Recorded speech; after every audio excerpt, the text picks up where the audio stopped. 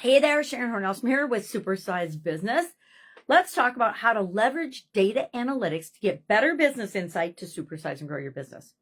It's what I do to grow mine. I am a nerd, I admit it, and I love numbers and information and metrics and measuring things and statistics and looking at the information and using that information in order to make better decisions and choices for my business.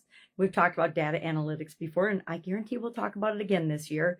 But I think in an ever-changing, quickly moving world, it's imperative, meaning really, really important, that we look at and measure the things that are important in our business. I'm a big believer in KPIs, which is key performance indicators.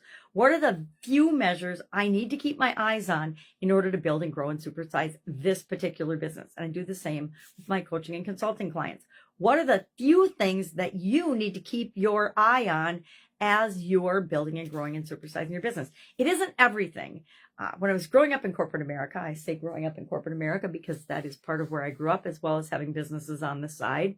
And we measured a lot of things. We reported on a lot of things. We analyzed a lot of things, and we used very little, if any, of that information to make the business better and to make decisions. It was mostly just reporting up the hierarchical chain so that our bosses could do their monthly and weekly reports, etc. And there wasn't much done with that. And I kind of went on my own little personal mission in several of the organizations I worked with to change that. I'm like, we need to do and measure the data that really matters to our efficiency, our effectiveness, our quality, our customer satisfaction, our customer experience. Those are the things we need to measure. And so we started paying more attention to those things and actually doing things with the data that we collected and collated and graphed and charted and reported on. Couple ways that we can, and I found really helpful when it comes to data analytics, is number one, simplifying the process of how we get information. There's lots of people that will sell you very, very complicated ways to get information. And if you need that level of detail and accuracy and information, sometimes for government reporting purposes or regulatory purposes, we need super duper detailed types of measures. But a lot of the times we don't. A lot of times it's the simple things, and it isn't even maybe the measure of the thing. It's how often do we do the activity that gives us the result that we want, which is a different way of looking at analytics and measuring. But as far as implementing a strategy and making this a strategy to help you grow and build and supersize your business, there's a couple things you want to do. Number one, you want to define what's your objective. What is the result or the information that you really want to get? Once you know that, you can look for different ways of measuring it.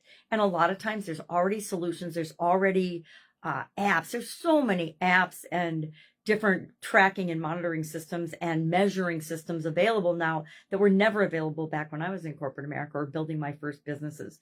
That instead of, and I'm gonna recommend this because I have a lot of clients that don't do it this way. Look and see what's out there and what's available first and build on that, or use that as a stopgap to creating your own. I've been working with a client that is creating their own app to do things that are readily available for much, much less money than creating their own app. So that's an example of why that's important in my mind. Invest in the right tools and technology, which is, again, see what's out there first before you reinvent the wheel. Cultivate a data-driven, information-based culture. Make sure people are not saying, well, this is what I think, so we should do it that way, without having any data to back it up or any information or examples or experience to back it up. And finally, remember that we need to be continuously improving this process, just like every other process for our business as we're growing and supersizing, to make sure that we're always leveraging the information that's available, collecting the information we need, and then using that information to make better decisions, to reduce our costs, to improve our efficiency, to give our customers a better customer experience, to make our employees happier in their jobs and in their satisfaction.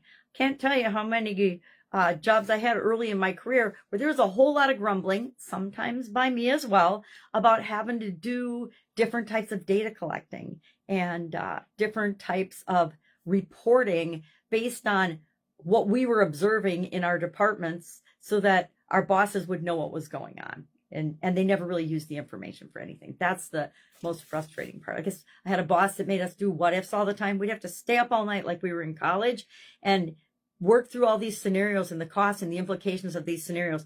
And never, ever was one implemented in the 5 years I worked for that organization.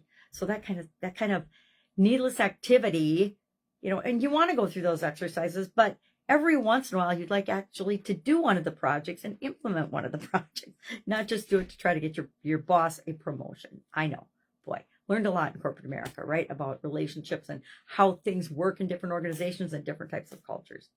All right, love to know your experience. What kind of measures do you use? What kind of data do you collect? Are there some tools that are your favorite? Let's share those with one another so we can help each other grow and build and supersize our businesses. Have an awesome day. I'll, of course, be with you tomorrow.